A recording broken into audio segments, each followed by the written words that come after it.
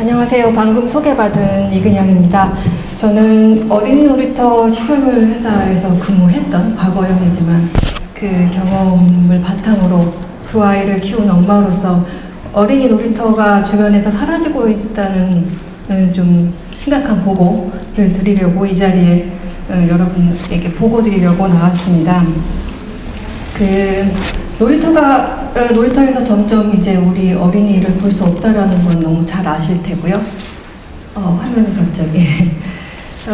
보도에서 아마 대부분 보셨을 텐데, 지금 내년 1월까지 그 어린이 놀이터 안전진단 검사를 통과하면 놀이터가 살아남고, 그걸 통과하지 않으면 사라질 위험에 처해 있어서 아마 우리 주변에서 그 동네 놀이터가 사라질 위험에 처해 있습니다. 실제 우리 전국적으로 저희 놀이터가 62,291개 있는데요. 그 중에 거의 대부분, 그러니까 3월 말 현재 71.1%가 놀이시설 안전기준에 통과했습니다. 서울시를 보면요. 서울시에 8,800여 개가 있는데 그 중에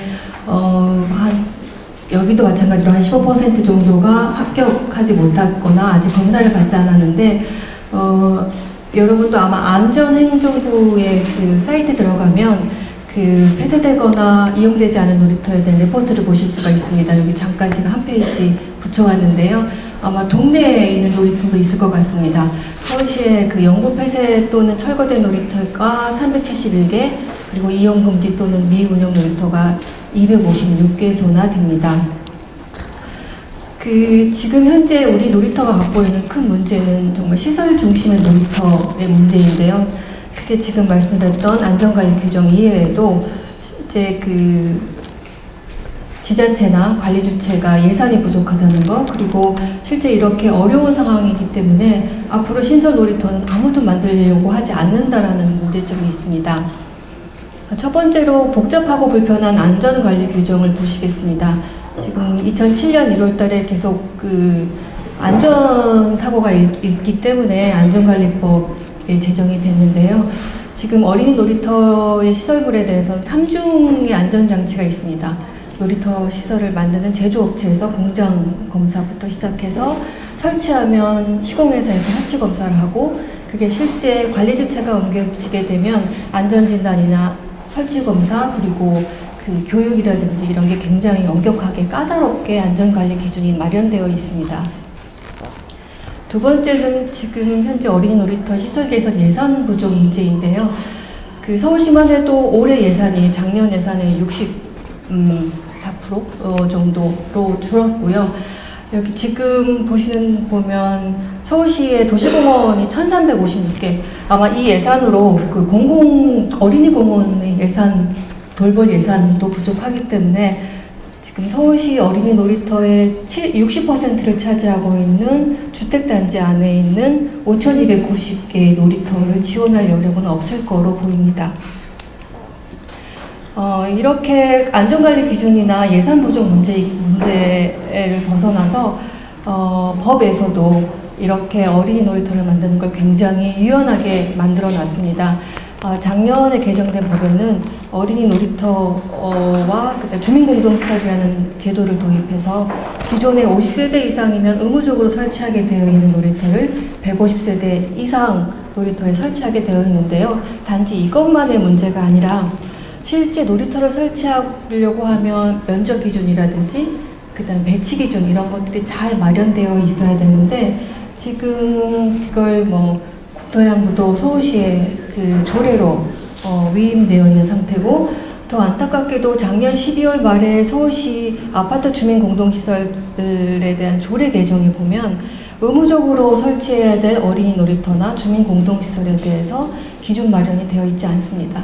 이건 어쩌면 안전관리 기준이나 각종 민원에 시달리는 어린이 놀이터의 문제를 근본적으로 법에서도 외면하고 있기 때문에 기존에 저희가 갖고 있는 놀이터를 지켜내는 문제뿐만 아니라 앞으로 새로운 놀이터의 신설도 굉장히 어려울 거로 보입니다.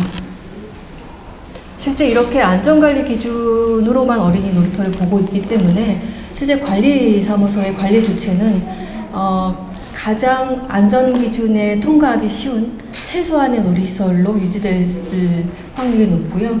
그렇게 유지된 놀이터는 아이들의 관심, 부모님들의 외면으로 결국 방치된 시설로 전락할 우려가 많습니다. 이건 사실 우스갯소리인데 안전관리 진단을 검사하는 협회 사람들이 안전관리 진단에 통과한 놀이터는 절대 어린이들이 놀지 않는다는 얘기를 스스로 하시더라고요.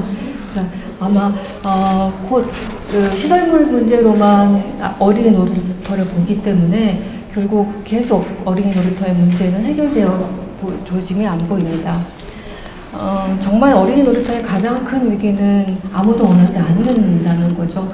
아이들은 핸드폰의 매력에 빠져 있고 엄마들은 학습 때문에 놀이터에 노는 걸 별로 안 좋아하고요. 관리사무소의 관리소장은 안전사고 때문에 더 싫어하고 주변에 애들 놀이터에 소음공해 민원우는 어르신들은 놀이터 정말 싫어하십니다.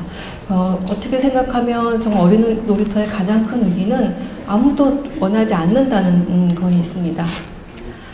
지금 3가지 문제들을 말씀드렸는데요. 이 문제들을 이제 저희가 풀어나가야 되는데 이 풀어나가는 방향에 한 3가지를 제가 정리를 했습니다. 먼저 이 숙제를 풀어나가는데 가장 중요한 관점은 놀이의 중요성입니다. 우리 늘상 우리 행동의 기준이 되는 WHO에서도 어린이들이 1시간 놀이를 해야 된다는 얘기도 있고 1900년대 초에 놀이터의 중요성을 강조한 루즈벨트 대통령도 있고요. 놀이의 혜택에 대해서는 제가 강조하지 않아도 여기 계신 모든 분들이 저보다 더 잘 알고 있을 것입니다. 어린이들이 어렸을 때 외부 환경, 어린이 자연에 노는 빈도나 강도에 어느 정도 하느냐에 따라서 아이들의 건강이나 그 정신 발달에 굉장히 유익하다라는 걸 모두 다 잘 알고 계실 텐데요. 이런 놀이에 대한 것들은 사회적 비용하고도 굉장히 연결이 됩니다. 2004년의 보고서이긴 하지만 영국에서 비만 아이를 방치했을 경우 2050년에 그 8조에 넘는 사회적 비용이 된다는 보고서가 있는데요. 아마 이것도 우리에게는 굉장히 지금은 아무도 이것을 문제 삼지 않지만 우리 사회에도 커다란 문제로 다가올 겁니다. 2번째, 공공장소에 놓여져 있는 공공놀이터의 역할에 대해서 저희가 숙제 관점인데요. 실제 대부분의 우리 놀이터는 공공장소에 놓여 있습니다. 그런데 서울시가 지난 20년간의 그 녹지 면적을 늘리면서 실제 공원의 개수라든지 공원 면적은 크게 증가했습니다. 실제 어린이 공원이라고 하는 어린이 놀이터는 지금 전체의 48%, 1297개나 있는데요. 과연 이 놀이터 중에 그 어린이 공원의 정의에 나와 있는 어린이의 보건 및 정서 향상에 기여하는 놀이터는 얼마가 되는지 한번 의문을 가져보고요. 실제 이러한 그 공공장소의 어린이를 잘 놀게 하는 운동은 작년, 그러니까 최근에 2012년 영국의 내셔널 트러스트에서 시작한 캠페인을 굉장히 주의 깊게 봐야 될 것 같습니다. 런던은 전체 도시의 3분의 2가 물과 녹지로 되어 있는 굉장히 녹지가 잘 보존되어 있는 나라인데도 그 나라에서도 아이들이 놀이터에서 놀지 않는 문제는 마찬가지인 것 같아요. 그래서 아이들이 만 12살이 되기 전에 야외에서 꼭 체험해야 될 50가지를 정해놓고 아이들을 적극적으로 야외로 끌어내는 활동을 하고 있습니다. 그 외에도 그 런던시의 야외 활동 전략에서 소잉 더 시드라는 활동도 있고요. 반면 우리나라를 보면 최근에 다 아시겠지만 굉장히 키즈 산업, 실내 놀이터가 곽강입니다. 그래서 그 신종 사업으로 해서 굉장히 놀라운 성장을 갖고 있는데요. 어쩌면 공공장소에서 어린이 놀이터가 제대로 역할을 하고 있지 않기 때문에 이것이 그 상업화로 굉장히 놀라운 성장을 하고 있고요. 실제 키즈 놀이터를 많이 가고 있는 부모님들은 대부분 그 이유를 안전하고 또 엄마랑 같이 엄마가 볼 수 있는 장소가 있기 때문에 키즈 놀이터를 선호한다고 하시더라고요. 궁극적으로 아이들이 놀지 않는 게 아니라 놀 장소가 마련되어 있지 않은 거고요. 3번째, 아까 퀸턴 선생님이 안전한 놀이터에 대한 얘기를 들려주셨는데 실제 저도 이게 굉장히 고민입니다. 아이들의 놀이의 가치와 그 다음에 그 놀이의 안전에 가이드라인하고 어떻게 균형을 맞춰야 될지, 그건 정말 저희 엄마들의 숙제일 것도 같고요. 실제 그럼 어린이 놀이의 미래 앞으로 어떻게 될까 걱정인데요.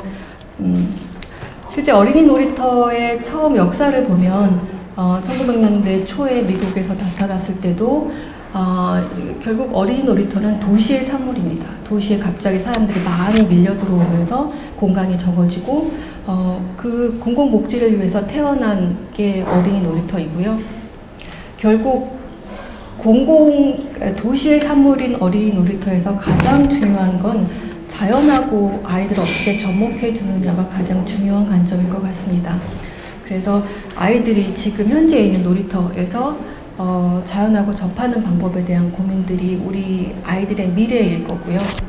뭐 잠깐 아까 킨터 선생님이 너무 좋은 사례들을 많이 보여드려서 제가 이걸 넣은 걸 잠깐 후회했는데 뉴욕 맨하탄에 있는 티어드로 파크인데 실제 50m, 70m의 빽빽한 빌딩 숲에 둘러싸인 놀이터입니다. 가서 보고 굉장히 놀랐습니다. 별로 그 인공구조물 느낌은 아니고 정말 지역에서 나는 돌, 그 다음에 나무로 둘러싸여진 놀이터이고요.